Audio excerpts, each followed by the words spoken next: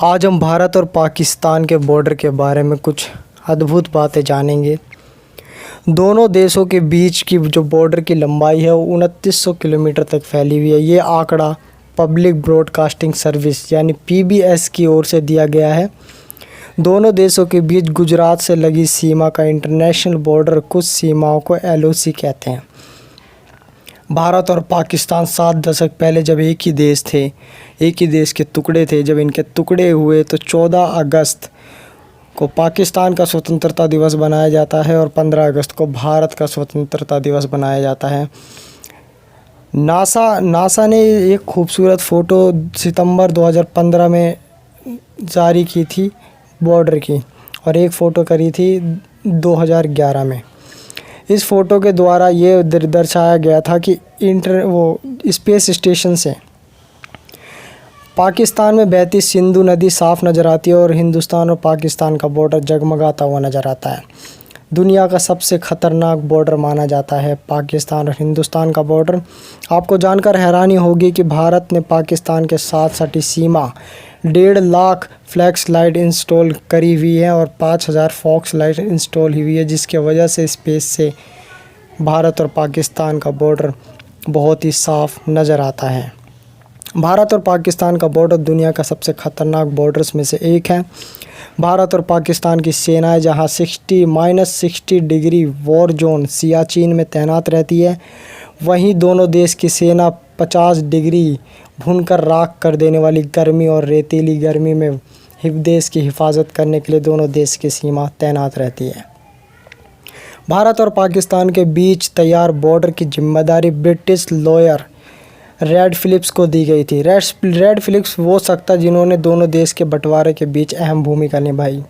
जब red Philips को पहली बार ये जिम्मेदारी दी गई तो रेड फिलिप्स भारत और पाकिस्तान के बारे में कुछ नहीं जानता था।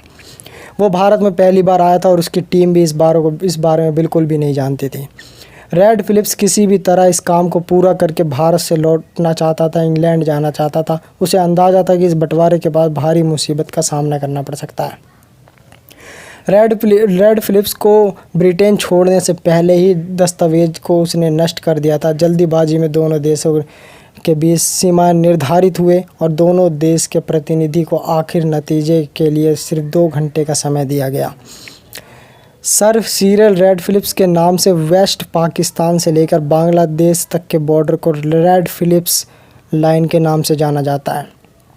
एलओसी का आपने बहुत बार नाम सुना होगा। दोनों देश के जो बीच में 2900 किलोमीटर तक जो फैली हुई बॉर्डर लाइन है, ये आंकड़ा पब्लिक ब्रॉडकास्टिंग सर्विस यानी पीबीएस की ओर से दिया गया। दोनों देशों के बीच गुजरात से लगी सीमा इंटरनेशनल बॉर्डर और कुछ सीमाएं एलओसी, उसी सीमा को एलओसी कहते हैं।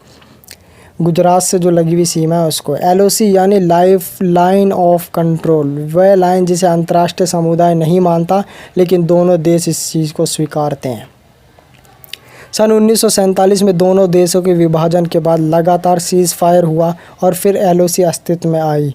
इस वर्ष पाक सेना की ओर से समर्पित आतंकी कश्मीर में दाखिल हुए थे और इंडियन आर्मी ने उन्हें खदेड़ा था। इसके बाद 1948 में एलओसी यानी लाइन ऑफ कंट्रोल को शुरू किया गया और 1971 में दोनों देशों के बीच एक भारी युद्ध छिड़ गया। फिर 1972 में भारत और पाकिस्तान के बीच शिमला समझौता हुआ। इस समझौते में ही दोनों देशों ने एलओसी को औपचारिक तौर पर स्वीकार किया। तो दोस्तों, ये था एलओसी के बारे में, हिंदुस्तान और पाकिस्तान के बॉर्डर के बारे में कुछ अहम जानकारी। अगर आपको ये जानकारी अच्छी लगी तो हमारे इस चैनल को सब्सक्राइब करें। मिलेंगे नेक्स्ट वीडियो में और अच्छी जानकारी के साथ। हम इस चैनल पर health related, general knowledge related question answer, government exam में पूछे जाने वाले क्वेश्चन आंसर, वैकेंसी की अपडेट वगैरह डालते रहते हैं। अगर आप भी इससे रिलेटेड जानकारी प्राप्त करना चाहते हैं तो हमारे इस चैनल पर आएँ और इसको सब्सक्राइब करें। मिलेंगे नेक्स्ट वीडियो में।